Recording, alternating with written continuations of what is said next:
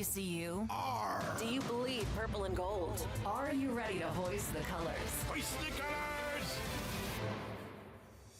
It's time for the most in-depth look into the world of ECU athletics. Welcome to Hoist the Colors with your host, Stephen Igo on 94.3 The Game. Watch the show live on Facebook and at 943thegame.com.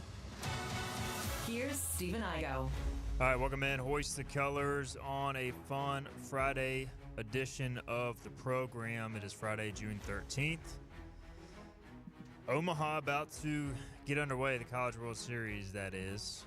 Pirates are not participating, but still a lot of storylines to follow. We'll dive into that. We'll make our picks on the program today. It's a free-for-all show as well, so we'll discuss anything you guys want to in athletics or otherwise. If you want to bring up non-sports things, as long as it's somewhat relevant, we'll bring that up as well. The comment sections are open on YouTube and X, and I believe Facebook as well. Yep, we're live on Facebook as well. We have got Bobby Harward. We've got Philip Pilkington. It is our Friday crew. Bobby, wearing a NASA shirt today. What's up, man? You What's going to happening? space? I'm not going to space. I'm actually trying to recover from, because of the humidity. My run this morning wrecked me. I also probably don't help myself. I intermittent fast as well, and Yes, so I can't do it. Oh, dude, I took forever before I replenished with electrolytes. But glad to have Philip back. We talked before the show. I feel like it's forever since I've seen Philip, and glad he's back. Yeah, I'm planning a run after the show at the gym next door, so At least you'll be AC. Yeah, I'm intentionally not running outside today. Philip Pilkington, are you running today? Yeah, I do need to run today. I have not ran in a couple days, so I was thinking about it after the show before I come back from Patrick. Are you going to run outside? Yeah, unfortunately. That sounds miserable in this heat. Let us know if you're running in the chat. We got a lot to get to. Where do we want to start? Do we want to start ECU or do we want to start College World Series? What are you guys thinking? I say ECU. We're ECU-centric. We're ECU-centrics, and we got a question on ECU as well from Lane Smith, which we'll get to here in a minute. All right, so ECU baseball, they've been announcing these returns basically right as we take the air, Philip. By the way, Bobby brought to you by Sup Dogs today.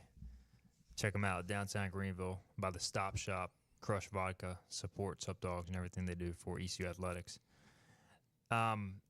They've been announcing these returns, like on ECU baseball social media, right as we take the air. So I'll try to keep monitor on that. As yesterday, as we were going live, I sent Philip the post of Alex Boucher, the running back graphic, and then shortly after that, Davin Whitaker was shown to be running it back as well. So right now, I believe the number is 12 official announcements of players are returning. You got Sean Jenkins, who we had on the show this week, third baseman / right-handed pitcher Colby Wallace, Ethan Norby, the lefty, Braden Burris, who can play second or outfield, first baseman Austin Irby, who was tried to get pulled into the portal by a couple SEC schools currently in Omaha, Jack Herring, outfielder, switch hitter, catcher Walker Barron, outfield / third baseman Braxton Trammell, left-handed pitcher Nick Moran, who got an extra year of eligibility, Alex Peltier, the outfielder who can play all three spots, infielder Alex Boucher, and then Davin Whitaker, left-handed bat, who could serve as an outfielder / pinch hitter. So those are your 12 guys who have returned, or at least have been announced as returned. The portal is open until July 1st. My question to you, Bobby, is where do you come down on these announcements? Like, I guess it makes our job easier in the media. We know that these guys are officially coming back, but, like, also at what point does it kind of end? Like, Ryan Towers missed a whole year with an injury. Like, are they going to put out a video for his return? I just don't know, like, where it starts and where it ends. Not that I'm against it or for it. I was wondering the same thing myself. Like, my social media feeds obviously are going to be heavy ECU, just based on geolocation, but what I read and follow. And I'm curious if other schools do this. I don't know if I've really seen it much Like by baseball, other schools. Not as much. Other sports, I feel like I've seen it. But and it's also kind of just like the big name guys, right? And I guess they kind of felt, I know Cliff's a big culture guy, and they probably just felt, hey, if we're going to do this for one, we need to do it for all. I was shocked that Boucher was coming back.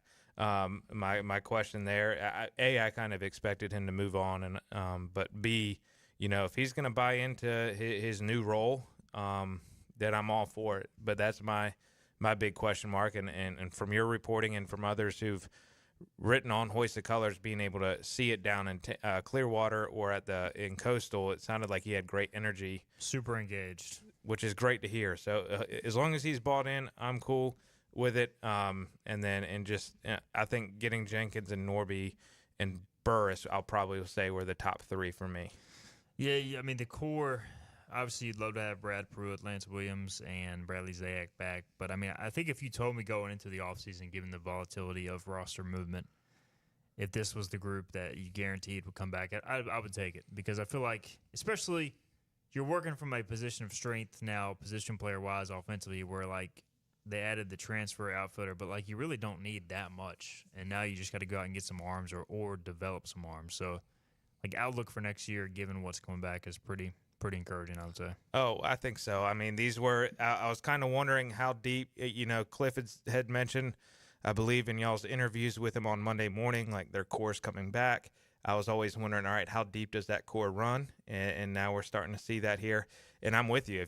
And I like the idea that they're switching their philosophy a little bit and going quality over quantity in terms of the portal. And I think that could really help this offense, because we'll probably still need one or two position fielders away from really having a legit threatening lineup 1 through 9. Philip, your thoughts on the return graphics? Are you a fan? Do you not care? Where do you come down on this? I'm glad the players announced they're returning, because it does put us a little bit at ease and the fans a little more at ease. But actually posting a graphic, I don't really care. I mean, cool. Like, they look nice, but, like, it doesn't affect how much the guy's coming back. He's either coming back or he's not. And if he releases a public statement via his Twitter account or whatever, that's good enough for me. So I am curious, like, where this ends. Like, Michael Kalinic, catcher who played some this year, does he get a graphic? Jackson DiLorenzo, who I've heard will be back, had an up and down year. Does he get a graphic? I would assume so if we're giving, like, some of these guys graphics, but I guess we'll just have to keep it locked. It's part of the intrigue. And I mean, let's be real, college sports are a business. If you're the ECU baseball social media account, you can improve your metrics, ratings, all that by doing this stuff. It's interactive. I mean, I'm looking at the Davin Whitaker got 14 retweets, 166 likes, and 7.3 thousand views. Boucher, 8.2 thousand views. So, I mean, there is some marketable value in this. Sean's got to do something over the summer. This is true. He's got to keep busy. He's doing a good job with all these graphics. Oh, he's doing a wonderful job. So, just wanted to bring that up. All right, so we'll get more into Omaha here in a minute. Kenny Curlin's posting some things. He also says, we really enjoyed the Fleetwood Mac tribute band last night in downtown Greenville. Great job hanging in. Did you go to that, Philip? Yeah, I was working it. I was there. Nice. So it was a great turnout, especially considering they had to wait 15 minutes because it rained like cats and dogs. And then I thought like nobody was going to show up. And I guess a lot of people just like waited it out in their cars. So appreciate everybody showing up. It's one of those things. We were on the way to swim lessons for my 3-year-old, soon-to-be 4-year-old son, and it looked like it was going to rain. It rained on like one side of the town, didn't rain where the swim lessons were, and it's just that time of year, man. It's just random pop-up showers and humid weather. It's a little tough to navigate, but we march on, and we have to see how it affects Omaha too, because they typically get crushed with rain showers and delays this time of year as well. Can either of you guys guess how many days we are away from kickoff for ECU football? Oh, I'm thinking NFL. Never mind. I need to alter that by like a month. Let's go. There's 17 days left in this month. If y'all There's are 31 days in the next month, so that's 48, plus another 28. 68? So, no, that'd be 76. 76 is dead on the money. Wow, good job, Philip. You're a math guy. You know, an easier way to follow is if you pay attention to the Hoist the Colors Countdown to Kickoff series, guys. Yesterday was Cooper Trinavsky. That was 77 days to kickoff. Today would be Jacob Sacred days away from kickoff, but he has been medically DQ'd as far as I understand. So I'm not going to write a piece on Jacob Sacred. It is a big recruiting weekend, though. for ECU football. And I don't know, like, I mean, we cover it. And by the way, we are running a 50% off special on Hoisted Colors. And it has been a quiet start to the recruiting class just because there's 0 commitments as of now. I would expect it to change in the coming days. But, like, when you were in the business, Bobby, like, summer was important for camps, but now, like, all the commitments happen in June and all the official visits happen in June. When did most of the official visits happen for you? When y'all, like, this is what, 2010 to 15 range? Yeah, when there wasn't 2 signing periods like there is now.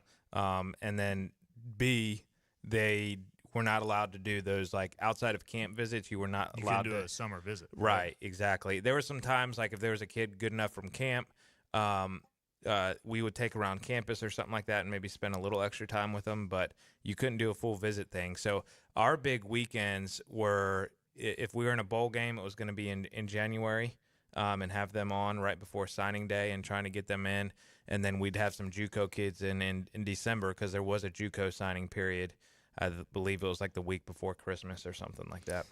So it was almost like you evaluate them in the summer, recruit them to the fall, and then get the visits right before signing day, right? Well, we would have camps throughout June, and then July was like our off month. And so we did a lot of our evaluation, essentially how our calendar would fall. We'll just use this year's class. The 2025 class, we would have gotten in January to do their visits. They would have signed in February. And then after signing day, we would then focus on 2026. We'd go out and do our evaluations before spring ball, post spring ball, put out our offers. If there was guys that were fringe guys, we'd have them come to camp and then maybe offer them at camp for that following year. And then, continue to recruit them throughout their senior season. And now most of the, which almost like that time period is the portal now. And it's like the high school recruiting window is done in the summer. You do see some players, obviously they're going to sign in, the December period, but they commit this time of year. And so ECU's having 12 or actually 13 official visits this weekend. They'll have probably similar number next week. So if you're worried about where the recruiting stuff is falling, I would say let's see where it stands in a week or two. But it's just, recruiting as a whole is so fascinating right now. Like, I just look back at these former classes, and I would say as I look through this list from like 2023, which is now 2-3 years old, like around half this list is still in the roster. And these are the guys that, like, for ECU to be as good as they need to be this year and develop depth, you're essentially still counting on around 10 to 12 high school players you recruited in the 2023 class to contribute to their team. So for people that say, like, it doesn't matter at all, I disagree with that. But it does make it tough to, like, super get into because of, like, are these guys even going to be here this time next year? Like, a lot of freshmen leave after year one. It's just so it's hard to really forecast how this is all going to play out. That's what I'm trying to say. Yeah, no doubt. I mean, I was texting with former ECU punter GA Ryan Doherty, who's now the special teams coordinator at Southern Cal with Lincoln, earlier this week, and he was just like, dude, you have no idea what recruiting is like. He said it's just insane. And I'd mentioned to him, because I think they're like a top 3 class right now, and that they're killing it. He said, dude, like, all of them are making more than the special teams coordinator at USC. He said they're just paying them bukus of money. But I know there's some concern, and I've seen some posts about, Charlotte and App getting some commits and stuff like that. I think here's the thing.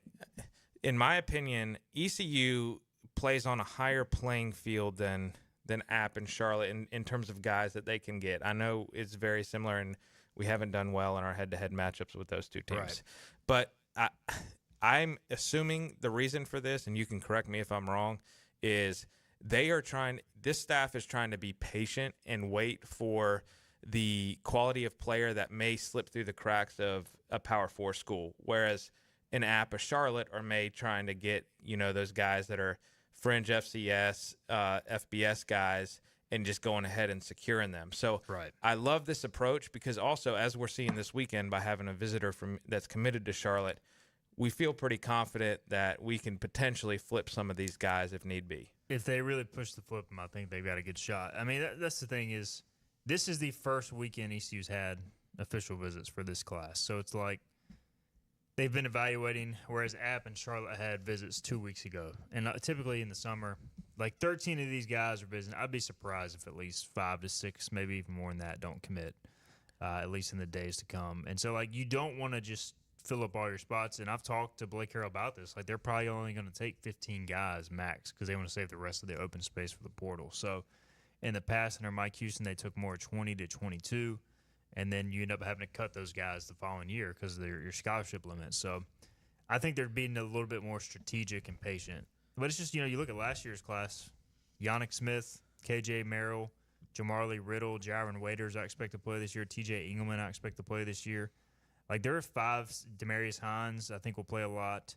You got some linemen who are developing, Marion Lewis in the backfield. Like, last year's class already has 7, 8 guys that I expect to contribute. So high school recruiting, what I'm trying to say, is still worth following. So 100%. Yeah. And if you look at, too, if you follow any bigger programs, their big official visit weekends were kind of the last few weeks. So, again, I think ECU is they went smart. on early, by strategizing and getting guys that they really want. And I think, again, it's a smart approach to get 15 and not 22 because what happens when you cut these guys, you damage the relationship with the high schools as well. So when there's a kid that comes in later, that if that same high school coach is there, he's pissed off that you cut his kid. And so that's one part of it. The second part, all these kids want to get paid now. You're not going to pay 22 kids each year and add to that. You want to pick guys that you feel like can contribute, can develop there, and you're willing to throw some money at. So, again, 13 official visitors this weekend. You can go to hoistthecolors.net to get the full list. So, to kind of give you a rundown, if you're just a listener to the show, obviously we talk about it kind of, surface level, I would say, recruiting-wise. If you want the in-depth info, the scoop, you can get the VIP coverage, 50% off. And then if you just want to know who's visiting, if you go to our website, hoistthecolors.net, if you go to football recruiting, there's a tab. You can go to official visits, and it'll list all the official visitors for this weekend. But that's just kind of the surface level stuff. If you want to know the scoop of who's looking good on commitment, potential commitment, that sort of things, we'll have a thread going on the site all weekend long. So a lot of coverage there, along with more going on HTC. All right, we'll get a break in. We'll come back. I'll address Lane's question on the other side. We will also get into the College World Series, some storylines there, and much more. This is Hoist the Colors. The team of Flatlands Jessup is working overtime to help ensure that Eastern North Carolinians like you get the health insurance help you need this open enrollment period. New legislation passed, meaning more people than ever qualify for affordable coverage. Let us help you today.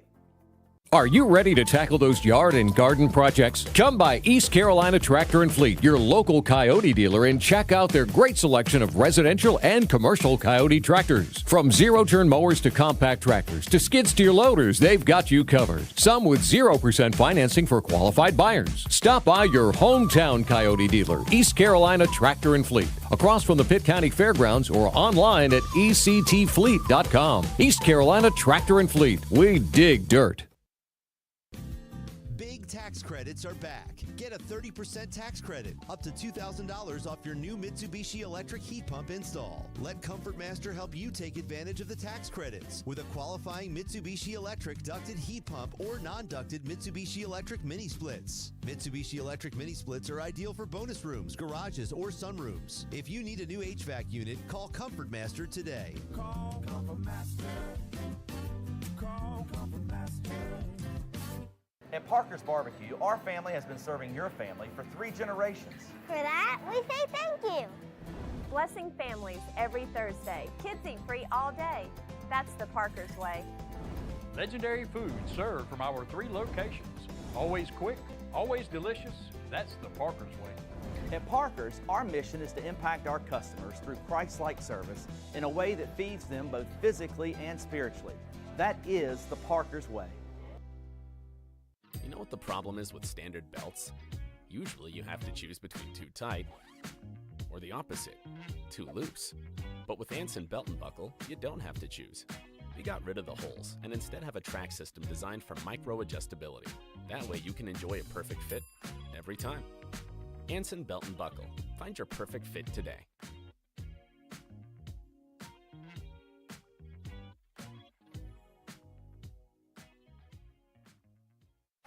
Healthwise Pharmacy rounds the bases with all of your infusion, retail, compounding, and medical equipment needs. Locally owned and operated by pharmacist Marcy Parker, Healthwise has grown to be your most trusted provider for infusion services. Currently providing in-home or on-site infusions in North Carolina, South Carolina, and Virginia.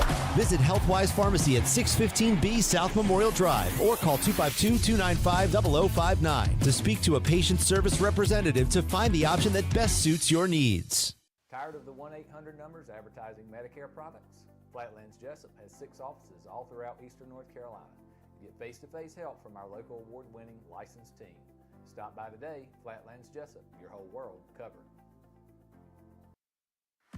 Remember, get the podcast of the show on the IBX Media app or where you get your podcasts. Got it. You don't have to tell me twice. I remember it exactly. Stephen Igo and Hoist the Colors on 94.3 The Game. All right, welcome in, Hoist the Colors. We'll talk Omaha in a minute. Bobby Harvard's with us. Sup Dogs brings you Bobby's appearance today. Check him out downtown Greenville. You guys know the deal. Multiple-time Barstool Best Bar winner. Great spot to post up and watch some College World Series over the weekend. Philip Pilgrim producing. All right, we had a question from Lane Smith I want to address. He says, any top arms we are looking at that you know of? Well, Lane Smith. So, again, we did have a report. Let me move my phone so it'll quit buzzing. We did have a report on HTC for our VIP members. So I encourage those of you to sign up for that about some arms being looked at. But I can share publicly they had a visitor, Frank Ciccone, I believe is the pronunciation. He is a St. Joe's pitcher, right-handed pitcher, started on Friday nights for most of this past season. He would be a guy who has proven experience as a starter, has not committed yet to my knowledge, but certainly high on ECU's board and has a seemingly good relationship with the staff. So keep an eye on that name. He would be a guy who could be a potential innings eater, right-handed arm, 90 to 93 with the fastball, has touched 96, a lot of good secondary stuff. So experienced arm who was visiting. And they're still looking at several back-end bullpen arms as well. So there's kind of your update on that front, Lane. All right, the other big news, we're talking about this pre-show. Jake Garcia, gentlemen. Now, this is not a commitment yet, but he visited Michigan this week. The Michigan Wolverines. We know Jake Garcia left ECU to enter the portal. There was some talk he may be done, ready to move on with his life. He's got a young child with his fiance, I believe, down in Florida. But he could potentially go to Michigan. And this is from our 24/7 sports site. Matt Zenitz reported that the Wolverines hosted former ECU, Missouri, and Florida quarterback Jake Garcia over the weekend. Now, Michigan, he would not start there, at least presumably. Bryce Underwood, the top-ranked recruit in last year's recruiting class, who flipped from LSU to Michigan, he is their presumed starter. They also have some guys who are backups, but they only had 2 quarterbacks taking reps this spring. Bryce Underwood, a true freshman, and redshirt freshman Jaden Davis. They do have a couple guys who are expected back for fall camp, but one of those is recovering from ACL surgery. And they also have Chase Herbstreit joining the team. So basically it just sounds like they need an older, experienced quarterback.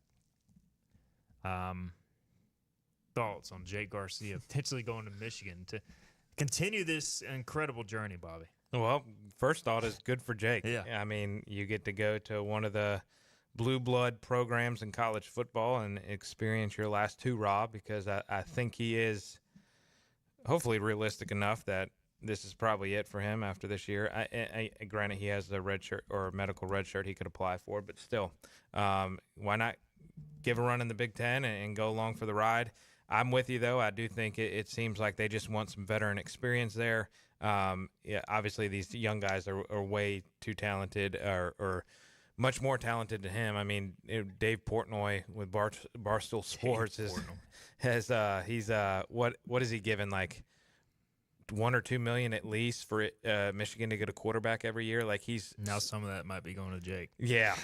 Well, I think he was getting it for just one guy. Just Underwood. Yeah. But also tying it in with LSU, that's a guy that Joe Sloan lost. So yeah, and good for him. Jake Garcia, I just got a text from Chance Scott that says, would it be something to see Jake go in versus Ohio State? What do you think, Philip? Does he? If he goes there, is he going to play? Probably not. If he does, I could definitely see him being the guy where it's like he's not the starter, and then we've got some young guys. Maybe we want a red shirt. So if a dude loses his helmet, he gets to go in for a play kind of thing. But if this does happen, I'll say I'm not totally surprised. Maybe I'm surprised that Michigan's the name, but from what we were led to believe, and obviously we don't know what's going on in Jake's personal life, that he was going to enter. He had a job lined up. It was going to enter the business world because it was like guaranteeing him, I guess, more money than what East Carolina could pay him. But like if a football team called and offered him more money, he was like open to exploring it. So I'm guessing whatever job he landed, Michigan can pay more. And he's like, well, I've got a daughter, so I want to, provide as much as I can for her. So, I mean, heck, if he can go to Michigan and make more money than he could have for this job, great, good on him. And yeah, but I don't really see him playing. I see him more as a mentor, and that's what they're paying him to be.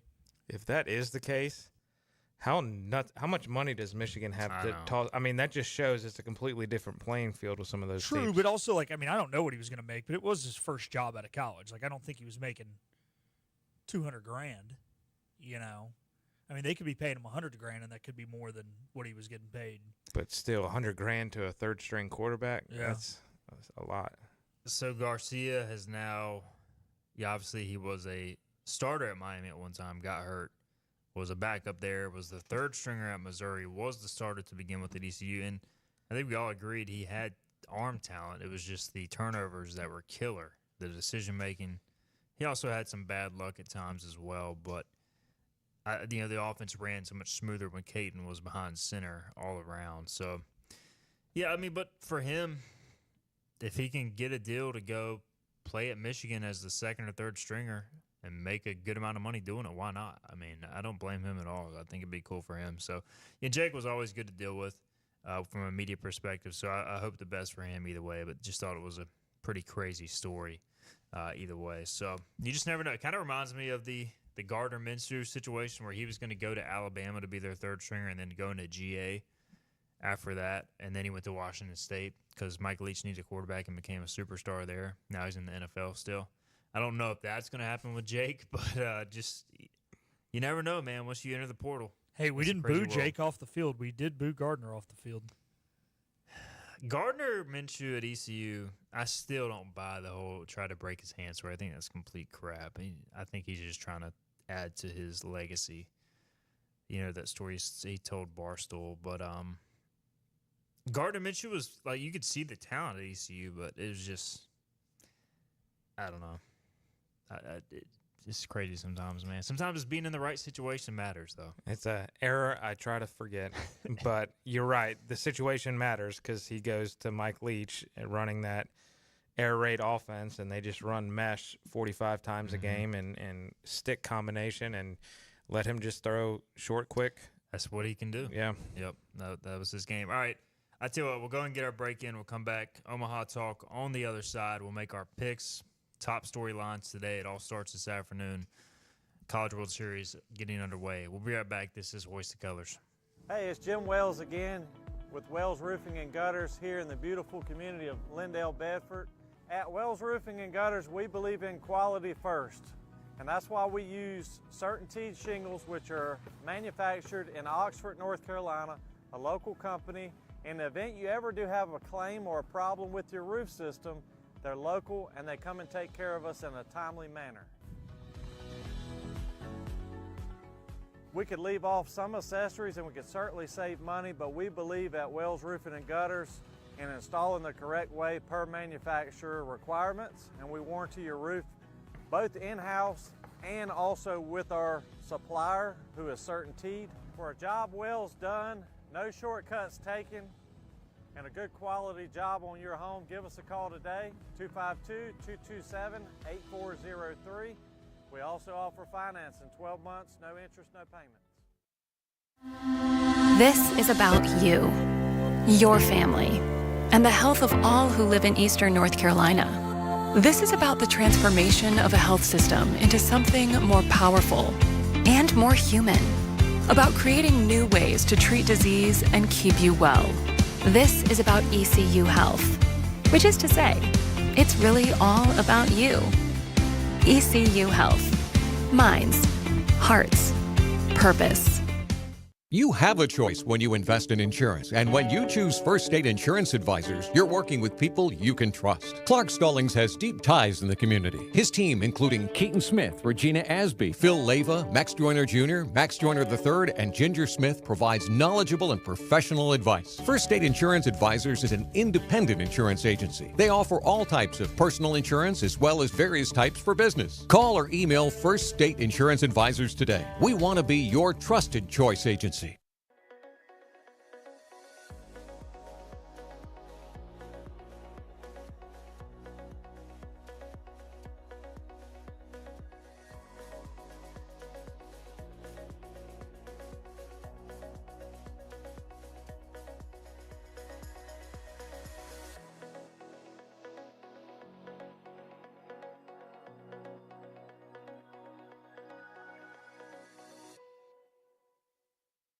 Other restaurants claim their food is fresh and fast, but are they friendly? At Moore's, you're treated like family the minute you walk into their doors. With locations in Winterville, New Bern, Swansboro, Morehead City, and Jacksonville. We've been practicing what we preach since 1945. At Moore's, our barbecue is slow cooked and smoked over real wood daily until it's so tender it's falling off the bone. Combined with our fresh chicken, cooked to order seafood, and homemade fixins, we're sure you'll agree. If it's not Moore's, it's less.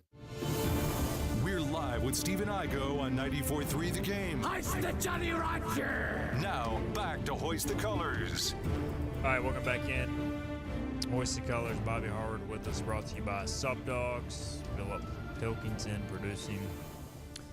We are an hour and a half away as we sit here talking at 12:31, now 12:32 p.m. Eastern time from the start of the College World Series. It'll be Arizona against Coastal Carolina, the first game, Louisville, Oregon State, also later tonight at 7. So before we dive into this thing, I'm going to say I'm kind of all in.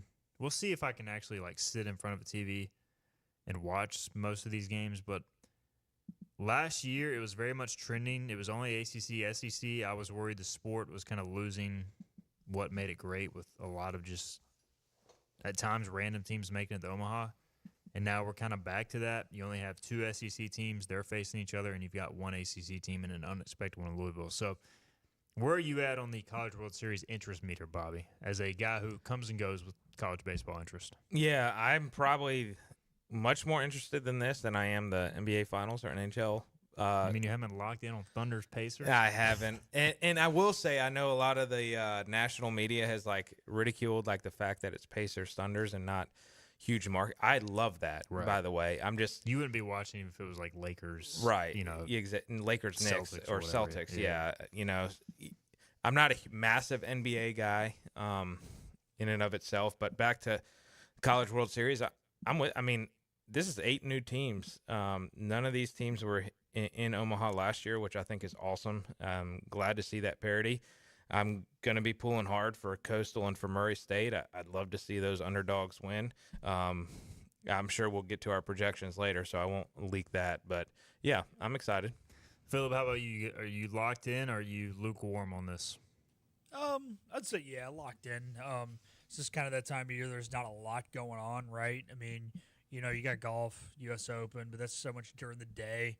The Sox are letting me down, so I think I've got to be. Of course, hey, we have won 4 of our last 6, so we're doing a little better. We got the Yankees again this weekend, but don't even get me started on MLB, man. Yeah, I think that's part of it too. Is sometimes when it comes down to this, yes, you guys got a good point where it's not SEC, ACC, which helps, but also if your MLB team's kind of letting you down, it's hey, it gives me some other baseball to watch. But it's if the Sox were really hot right now, I would probably be. I've got to the point now with Boston where I'm watching 4 games a week as opposed to 7 games a week. So, yeah, part of that's travel, but yeah, I'm only half watching them. So I guess more opportunity to watch college. I kind of got a hot take for y'all. This may not be a hot take. I think I have discovered that I prefer opening weekend, a college baseball tournament over Thursday and Friday are special in college basketball, but in terms of the weekend as a whole, the March Madness tournament. Wait. So you're saying you prefer like regional weekend over regional NCAA weekend March Madness? Yeah, probably more. I'm saying the totality of the weekend. Okay. Because Thursday and Friday to me are Like two of the the first two funnest games, days. Yeah. And as the tournament goes on, I kind of lose interest. And part of it, I love baseball way more than basketball, so I think I enjoy watching it and watching these games. But and also, yeah, I mean, you're having now the days of like a 1 versus 4 seed in a regional being like 18-3 are over. Like we've seen 3 years in a row now, a 4 seed has made the super regionals, and then Murray State's a 4 seed in the College World Series this week. So that was a discovery that I had over the last month. That's definitely a hot take because I don't think many people will agree with you. But I love it, and I love that you are on the baseball side of that. It is, but here, what I'll say this. I think part of it is, too, the reason why you feel this way, Bobby, the last couple of years there's been less round of 64 upsets, which has led to less intriguing matchups in the round of 32. You know, you had a couple years in a row there with, like, Oral Roberts and then with St. Peter's going on runs, like, into the second weekend in basketball, but now it's like, well, the 3 is a lot better than the 6. So, you know, whoever, Kansas is going to beat Arizona, and we know they're going to beat Arizona, or something like that is how it kind of feels now. Yeah, that's a good point. There's no Cinderellas anymore, really, in basketball. Like this year was probably, and I wonder too how much of it is this year was honestly probably the worst opening weekend for NCAA basketball tournament that I can remember. Like there were very few upsets, whereas baseball was just like complete chaos. Yeah, and it was awesome. And squeeze play is one of my favorite things. Squeeze play is incredible. So, like, you have more action going on. I mean, I know March Madness, you get the overlaps, and it is crazy, too. But, like, squeeze play, when they go quad box and you're watching in baseball, you can literally watch 4 games at one time. Whereas basketball, it's like you can't really watch 2 games at one time because it never stops. So, I can see where you're coming from. And honestly, especially the other thing, too, is if ECU is involved, it makes it like, as somebody who covers ECU and as somebody who grew up watching ECU, like, you're that much more invested. Boy, we know ECU is not involved in March Madness. Right. You know, hopefully soon that changes. All right, so today, again, Arizona Coastal, Louisville, Oregon State. The other side of the bracket is Arkansas, LSU, and also the game between Murray State and UCLA. So, look, I mean, I love this field, man. You got storylines out the wazoo.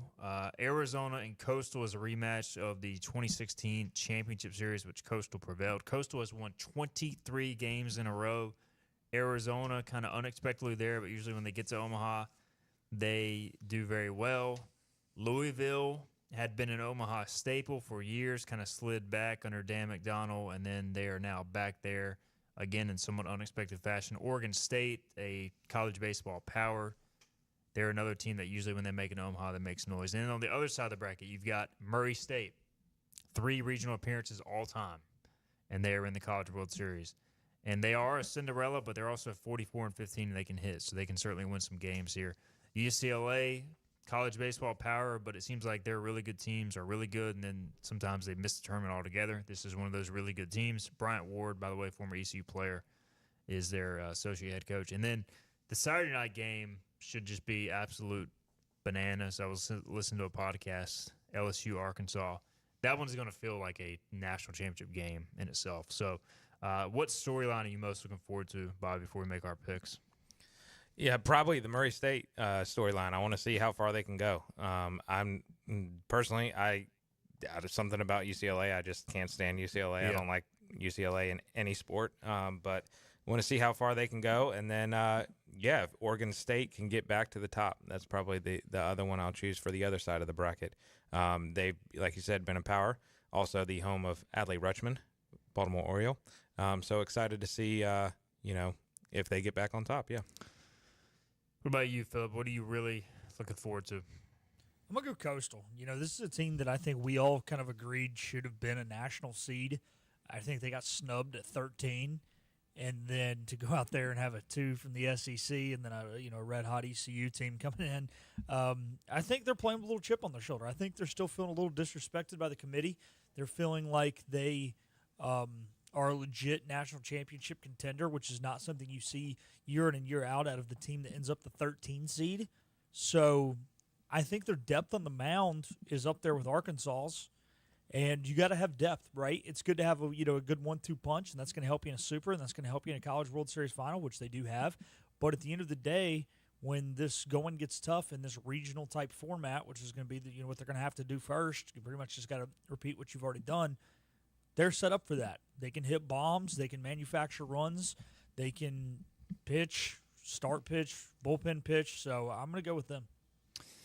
Coastal Carolina, you want to know how good they have it?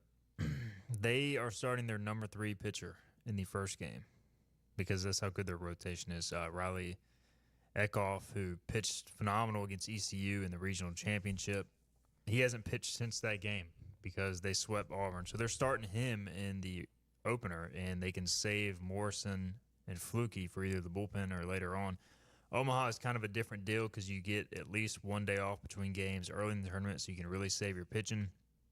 So if you really only have 2 starters, you can kind of get away with it. By the way, can y'all guess the date the last time Coastal Carolina lost a baseball game? They've won 23 in a row. Philip, you nailed the countdown to kickoff earlier. So let's do this. They've won 5 in the tournament. Their conference tournament was like 3 or 4 wins. I think it was 4. So that's at 9. That takes you back to like May like the 20th. So then you got to go 16 more. So you're looking at like 4 weeks there. So April 28th. Very close. Very close. April 22nd. Okay. So I was going to say the 23rd. April 22nd against College of Charleston. They lost a midweek game. I can't even find the last time they lost the weekend game. The last time they lost a weekend game was April 6th. So, like, with their primary pitching. So, they just know how to win, man, and they can win high-scoring games and low-scoring games. Kenny Carlin says go Murray State and Coastal Carolina. Where do y'all come down on the Zach Root train? He can go fly a kite. So you're not pulling for Zach Root at Arkansas? Not at all. What about you, Philip? I don't really know if I feel either way.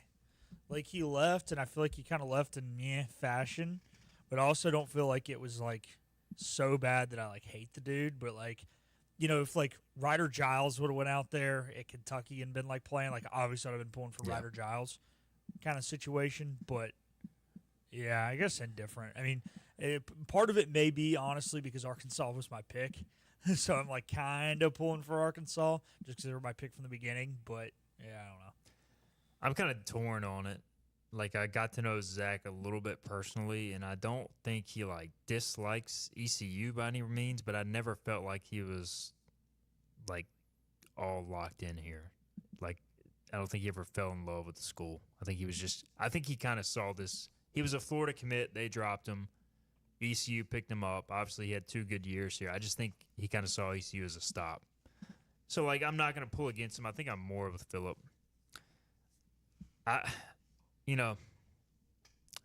Arkansas has not won a championship under Dave Van Horn despite being very good for a long time. So I do hope he wins a championship, but I don't know if I want to see Zach Root, like, winning the College World Series MVP.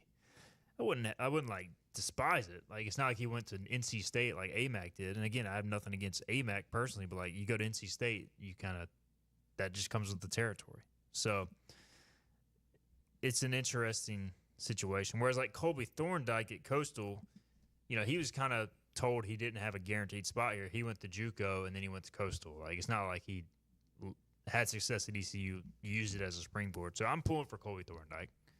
Yeah, and I think it was a little because he was kind of like, "Hey, you're not going to play here," and right. They want to play ball, so yeah, it's a little different. And same with what about the kid? I know it's not in the College World Series. What the Bristol? No, Rosman or Rasmussen. Yeah, similar type deal. I mean, yeah. I think he was a little different than Thorndike in that he would have had a spot, but like he would have had to sit behind Jacob Starlin a whole other year. So like, I don't blame him for leaving. Well, and then like Colby too, like it even is that much better. Like he said, "Oh, I'm leaving just so I can get playing time," and like he proved it by going to the JUCO level. Like he did not try and go get money. He was like, literally, I just want to be in a game. And when you go to the JUCO level, that shows is just like, hey, I realize I only have so many years to play baseball. I want to, get as many ABs and defensive innings as I can. So, all right, let's make our pick. We'll start with the Arizona, Coastal, Louisville, Oregon State side of the bracket. I think Coastal is just too good all around. I've got them emerging on this side. How about you, Bobby? I got Oregon State defeating Coastal and for the Beavers to advance. I'm torn on this one. Anybody could win this. Yeah, I don't hate Arizona either. Louisville You could have argued that Arizona should have been a host.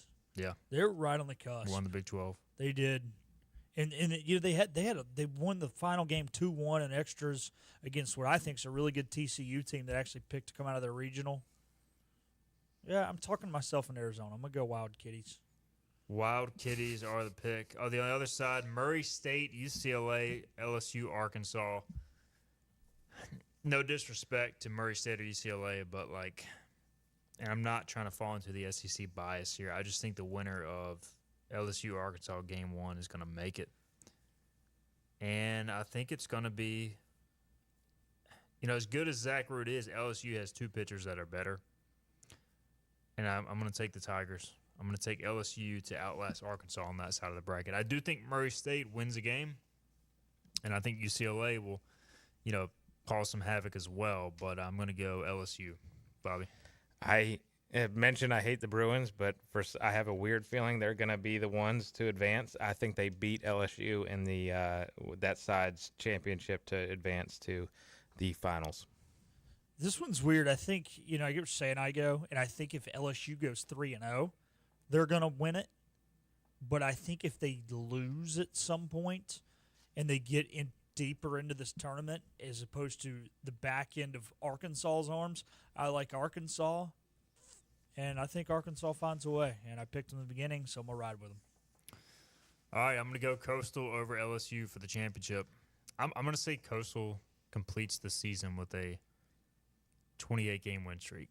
I'm going to say they sweep it.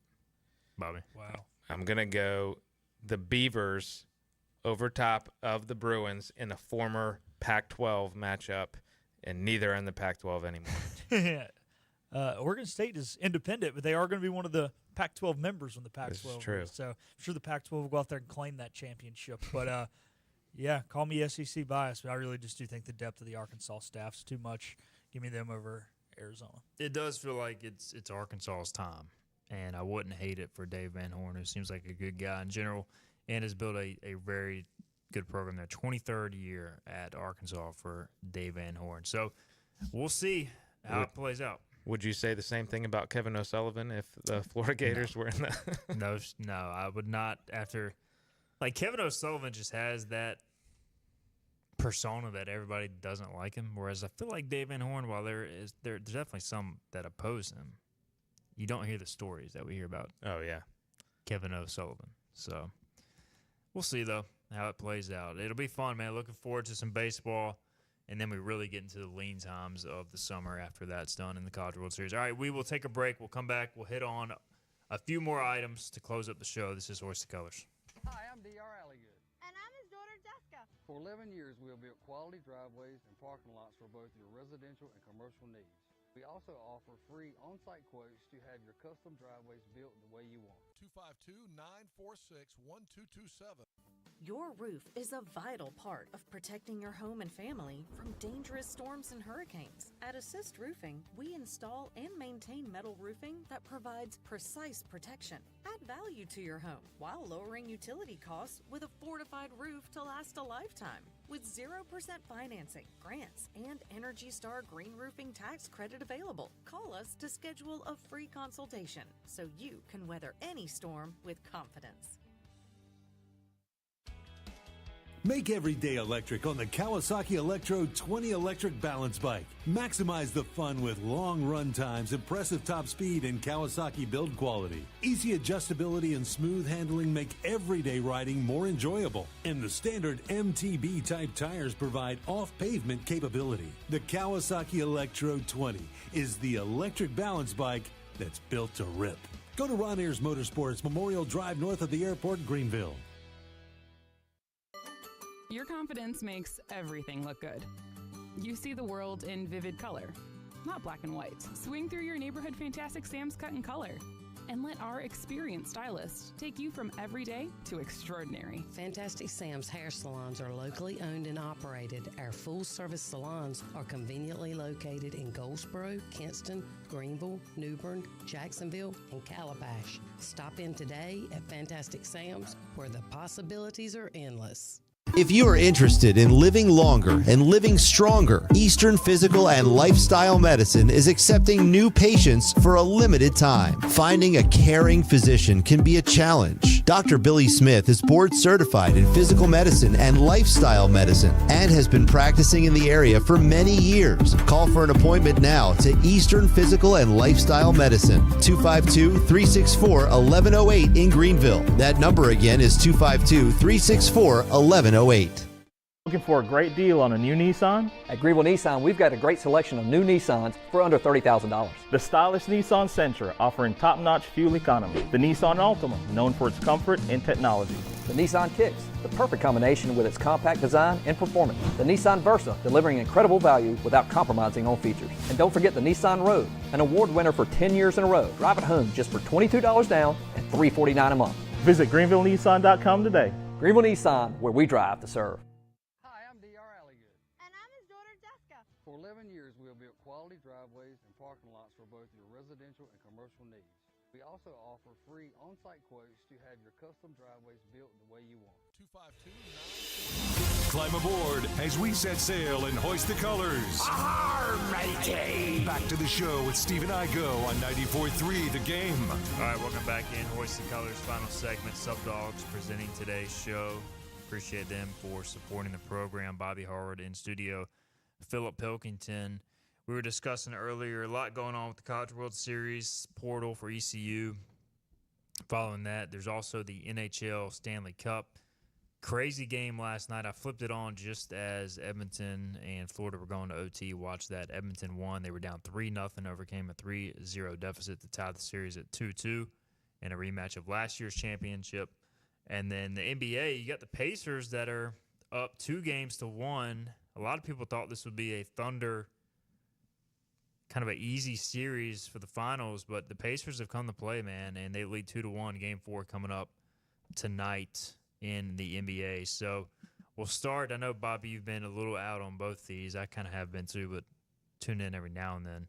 Philip, you're an NHL guy. What's your take on Edmonton, Florida thus far? It's been a little bit of an odd series, which I feel like it's been a little bit of an odd playoffs, and both on both, the ice and the court. So this kind of adds up to it. But, these have been games where you got back-to-back overtimes early, and overtime's so random in the NHL. You just don't know how they're going to play out.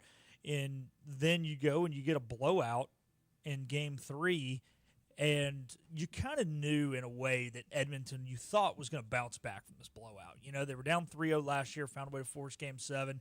They're a pretty mature team. And then they just came out really flat in the first period last night, and obviously were able to fight back, took the lead late, surrendered it even later, and had to win it in OT. But it seems like there's not much flow to this series. You're not really 100% sure what you're going to get from each team night in, night out. You don't know what you're going to get from each goaltender night in and night out. So it makes it interesting, but I definitely would not be touching any lines in this game with the 10-foot pole just because it really just doesn't feel like there's much flow within. I mean, even shift to shift, it doesn't seem like there's much flow.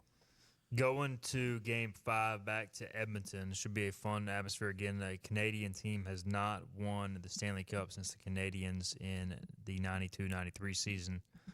So we'll see if Edmonton can do it this time. And then in the NBA side, again, you got Pacers up 2-1 with Game 4 in Indiana tonight. So I'm kind of like this with these series. I monitor the scores, and then if the game is close late, I'll flip it on. And until we get to until we get to a closeout situation, Bobby, then I'm like, all right, if it goes to Game 6. Obviously, in the Pacers, in that situation, a team would have a chance to close it out in a 3-2 series. I'm pretty locked in from the start. When does Bobby Howard lock back in, if ever? I'm about that same way. For example, last night I saw it was 3-0 or whatever to start. So I was like, you know what? I'm not even going to switch this game on. And I was going to watch the Orioles first, and I watched them lose, of course, and then was going to switch it over, and I was like, it's not worth it. Part of the other issue I have is I go to bed early, so I'm normally asleep. These games go late by 10:30 or so, and these games go another hour after that. Yeah, I mean, I get it, like, for the rest of the country, but, man, it does hurt to have to stay up to 11:30 watching these games. Philip, you live the good life with no kids yet, but even still, do you find yourself having trouble? Nah, not as much. So I'm one of those. Yeah, I'm alive. kind of a night owl, anyways. I'd be like, I don't usually have to be at work till like 9:30, so I sleep till like 8:30. So it's not hard for me to go like 12:30 to 8:30 sleeping because I work like 9:30 to 6 most days. So it actually kind of works out for me. But I understand why. I do think it's crap. Don't get me wrong, because like very few people are in my situation. Yeah, I have to wake up or work out before the kids get up, so I'm normally up at like 6:15 to do that. So even if I go to bed, sacrifice your health to watch Oilers, Panthers. Come on, man. I'm good. If it was the Hurricanes in it, I would for sure be staying up and making it happen. But non any of my teams, no. I understand. So we'll see how it looks come this time next week. Bobby will be with us again. We'll go through, I think June 27th is our last show planned for the summer. So we'll have Bobby in here a few more weeks, and we'll know the victors of each of these series by then, I'm pretty sure. If not, then something's wrong with the calendar. We'll be back Monday, 12 noon, to recap the recruiting weekend. Thanks, Bobby. Thanks, Philip. We'll see you Monday, 12 noon. Thanks for listening.